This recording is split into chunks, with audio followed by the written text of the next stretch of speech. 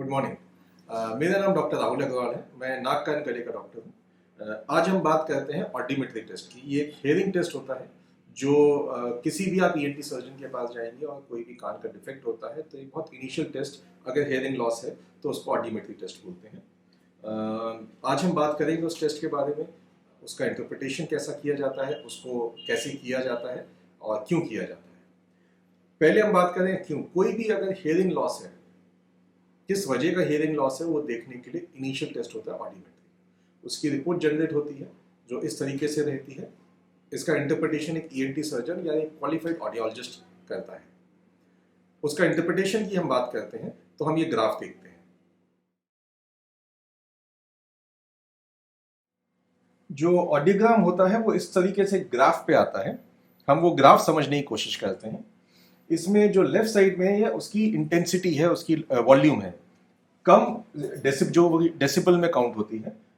ऊपर के हिस्से में कम वॉल्यूम, नीचे जाते जाते वॉल्यूम बढ़ती जा रही है।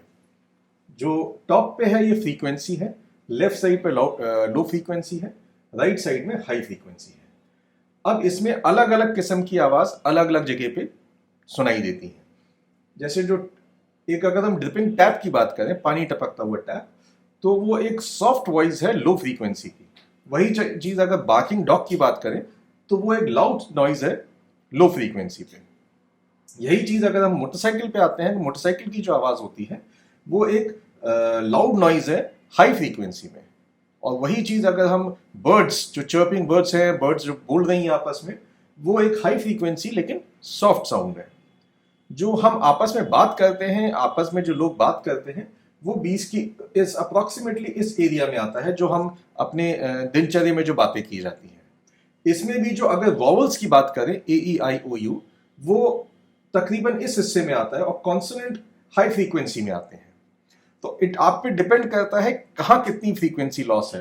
अगर आपकी फ्रीक्वेंसी सपोज 250 टू 1000 हर्ट्ज पे की फ्रीक्वेंसी में थोड़ा हियरिंग लॉस ज्यादा है तो कुछ वॉवल्स आपसे सुनने में, इंटरप्रिटेशन में मिस हो सकते हैं। तो डिपेंडिंग अपॉन कि आपकी कौन सी फ्रीक्वेंसी पे कितना लॉस है, उस अकॉर्डिंग आपको उसका अफेक्ट हो सकता है।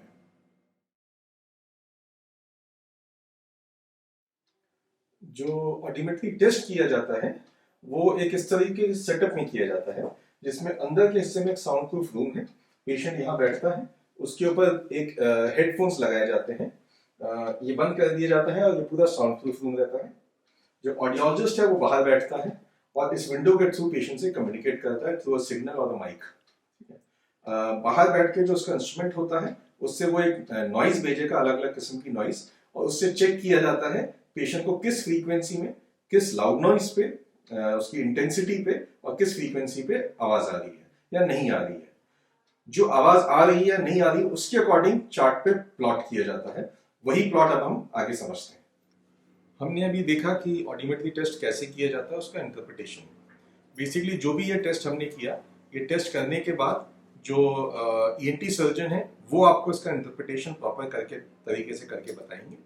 एंड उसके अकॉर्डिंग किस फ्रीक्वेंसी पे लॉस है, कंडक्टिव हेयरिंग लॉस है कि नर्व हेयरिंग लॉस है, कैसी हेयरिंग लॉस है, उसके अकॉर्डिंग उसका ट्रीटमेंट वो ईएनटी सर्जन आपको समझाएगा। तो ये अभी हमने समझा कि बेसिक हेयरिंग टेस्ट कैसे की जाती है और उसका इंटरप्रिटेशन कैसे